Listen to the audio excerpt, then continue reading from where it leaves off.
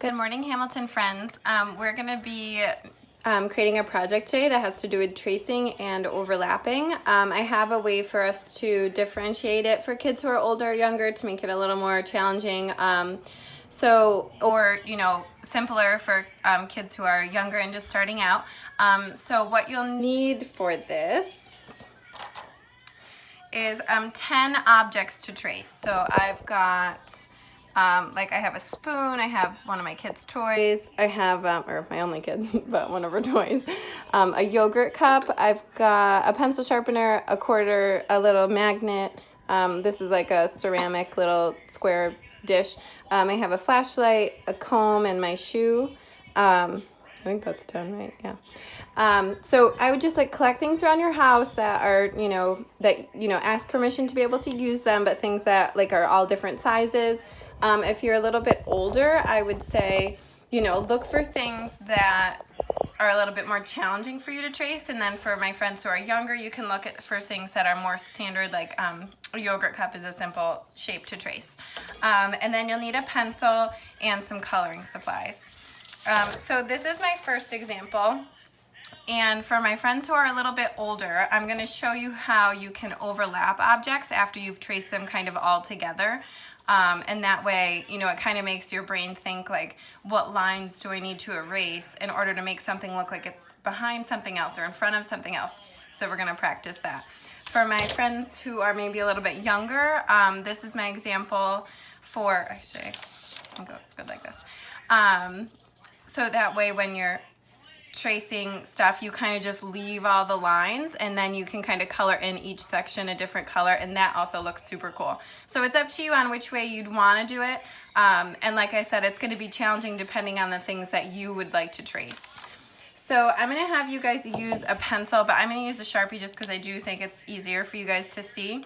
So we're going to start with, I like to start with the biggest objects first, so I'm going to find a place to put my sneaker, and you want to focus on your composition, meaning how you're going to lay out this work on the page.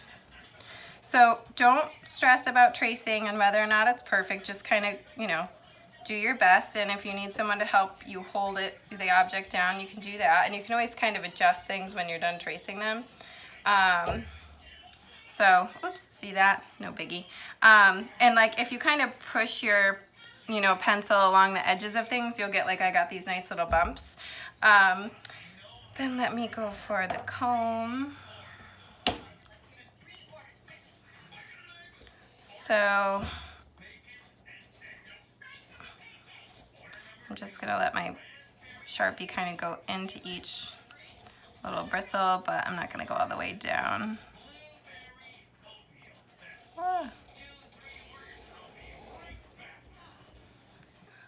So I'm gonna finish this. I loved seeing your artwork yesterday. It was just made me feel like we were together again. It was just really wonderful. So thank you for everybody who shared your artwork. I'm just gonna trace part of this and hopefully not get Sharpie on it so that my child can still keep her toy. Oh, I just got Sharpie on the table. Okay, make sure you put something under your stuff so that doesn't happen to you. Okay, spoon. This I found to be the most challenging object, honestly, to trace. So let's do, it just kept moving when I was trying to trace it. But yes, your clovers were all amazing. I'm so glad I was able to see them. So if you do have a sibling or a parent who could help you hold stuff that's more challenging, oh, that's not too bad.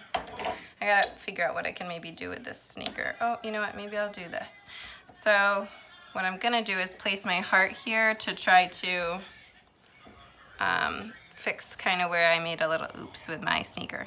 So keep in mind, everything can be fixed or made into something new, right? So then I've got my little pencil sharpener. You want a mix of small and big things too, because if you do too many big things, I mean, this is just standard computer paper. And I can fit a lot of objects on here because you want them to overlap. So you can definitely get all different things. You also don't need to have everything all the way on the paper. So I can do half of this yogurt cup. Christmas tree on again. I don't know if you can hear it. Okay, and then I can do, you know, think about like how would this look very cool. All right, so there's this line. Okay, so there's that. I still have to do my quarter. Okay. Perfect. Okay, so let me just count. So 1, 2, 3, 4, 5, 6, 7, 8, 9. Oh, flashlight. Flashlight, which is my husband's, and he really, Mr. Kowalski's loves flashlights for some reason. So we have about 50 of them in our house.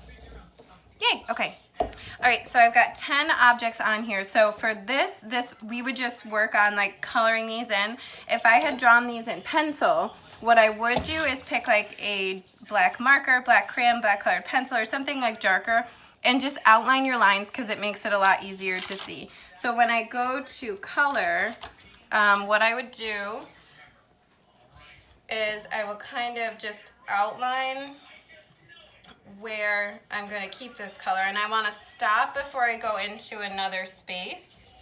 So I'm only going to color this part. So I outlined it for myself to make it easier for me to know when to stop coloring, because sometimes like you'll be coloring and your mind will just keep, you know, you'll be thinking about something or focusing on what you're doing, and you'll accidentally kind of go through another space without meaning to, which is fine, and honestly no one would notice. Actually, I can show you on this one I did yesterday. I accidentally used the wrong, like darker yellow or light orange, but you know, you just work with it and you make it into something else.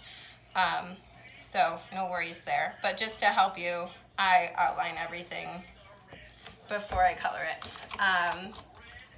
And okay, so then I would make this smaller area,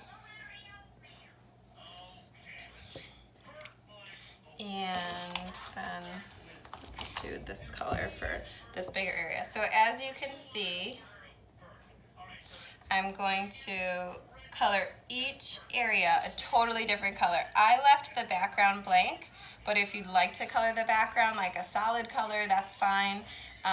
Whatever, you know, works well for you, and if you know, enjoy coloring, I would love for you to color the whole page.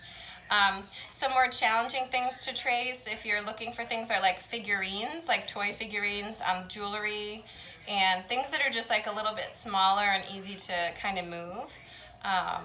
So if you need any suggestions, I'd be willing to get those to you. So this would end up having a picture like this, right? So I left my background white, but I colored each section, and I did kind of like a rainbow. I tried to go from, you know, my Roy G. Biv. So this is how this would turn out. If you would like to overlap and have your picture look more like this one, I have another picture drawn. I just want to see if you can see it in, oh, you can see it in pencil. Yay. Okay, so this would start to become a little bit more challenging. So you'd have to decide like what you want in the front. So I would like my heart to be in the front. So I'm going to start outlining my spoon. I also want my spoon above my sneaker. So I'm going to outline right over that, but I'm going to stop when I get to the heart, and then I'm going to continue outlining my spoon. I kind of want my spoon behind this circle. Do I want that? Nope, I don't. Yep, no. No, I don't, sorry. I think that part of the sneaker is interesting, so I don't want to lose it. Okay, so then I'm going to trace my heart, and then I'm going to erase this line, so now that's gone. So now I've made it look like the heart is overlapping the spoon. While I'm on this circle, I'm going to just trace the part of the circle that is around the sneaker and around the spoon. And then I can start with my sneaker. I want to stop at this spoon, and then I'm going to go in here and kind of erase all these extra lines. So this is just a little bit more challenging in terms of like you have to be thinking about what you're doing and, you know, realizing when you're overlapping, like how do I make something overlap? What needs to be erased and what can stay there? I suppose I will keep, sorry, also apparently make noises when I'm thinking. Okay. Ah! All right, so I'm gonna keep that so then I can erase this. Sorry, I hope you guys are enjoying this. I miss you, and I miss working on an easel in my classroom, but I'm grateful that I have a dining room table and a sleeping baby so that I can work with you from home. Okay, so there's my sneaker. I stopped at my comb. This I just will trace as normal because it's not overlapping with anything. Okay, so I feel like you guys are getting the gist of this, and I probably don't have to show you how to color it in, but I will. Just finish outlining it so you can see.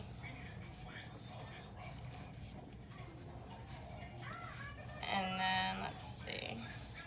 I'll stop at the flashlight. I'll have the flashlight overlap. I've got this big part of my sneaker I need to erase. I have my pencil sharpener here. Okay. Sesame Street is on again. It's kind of our morning routine as we wake up, play on the playmat, and then when we get a little bit tired, I put on Sesame Street. Okay, so now the only thing I need to erase is this line. Perfect, and now I have everything kind of overlapping where I want it, so this would end up more like this picture. Again, I left the background blank, and I'm so excited to see what you guys do and what you kind of find around your house. I think this was on my kindergarten and first grade lessons. I said to find 10 objects, so I think if you can find 10, that's great. If not, do as many as you can find. I just feel like it's so important to kind of overlap your, as many objects as you can, because that's what's going to give you this cool look of, all these different colors, or like layering things, what's behind what, what's in front of what. So I hope you guys enjoy this. I hope you have a great Wednesday, and I will see you tomorrow for our next lesson. Bye.